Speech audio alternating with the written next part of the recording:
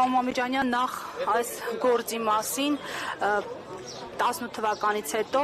առաջինը թիրախում հայտնվեցիք դուք, շարունակում եք մնալ դուք, ինչու է վերակենդանացվել գործը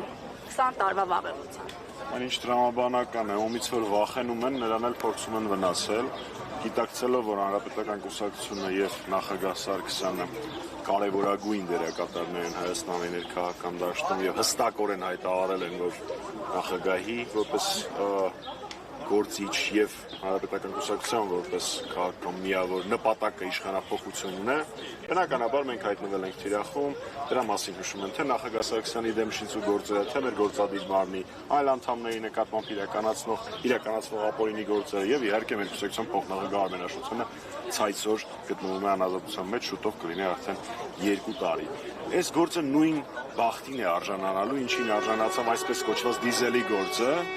այսինքն ակնհայտ է եւ նույնիսկ Փաշինյանի ժամանակվա դատարանները, ինչպես նախորդը դիզելի գործով եղավ անխրացուցիչ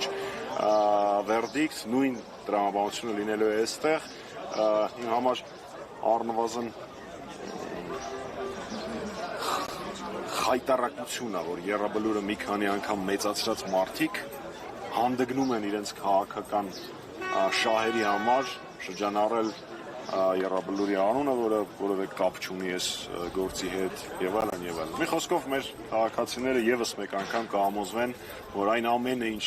որպես միֆեր ներկայացվում էր նախագահ Սարգսյանի եւ Հանրապետականի դեմ, ընդհանրապես միֆեր էին հորինված այս կամ այն գրասենյակներում։ Պարոն Մամեջանյան, տեսեք,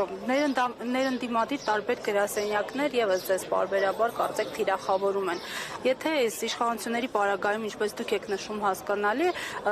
ընդդիմության պարագայում ձեզ համար ընկալելի է, տրամաբանական է, հատկապես այս փուլում, երբ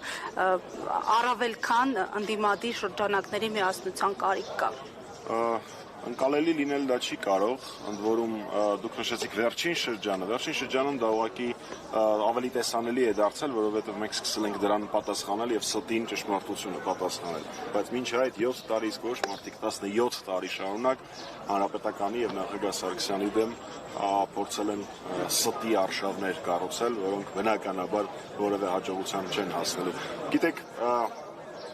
շատ պարզ է ամեն ինչ, շատ վաղուց շատ ամեն ինչ պարզ է։ Հանրապետականի համար, նախագահ Սարգսյանի համար գլխավոր նպատակը իշխանափոխությունն է եւ այս դավաճաններին հեռացնելը։ Հավանաբար ովքեր մեզ խփում են այդ ընթացքում չեն կիսում այդ նպատակը, ավելին ասել չեմ կարող։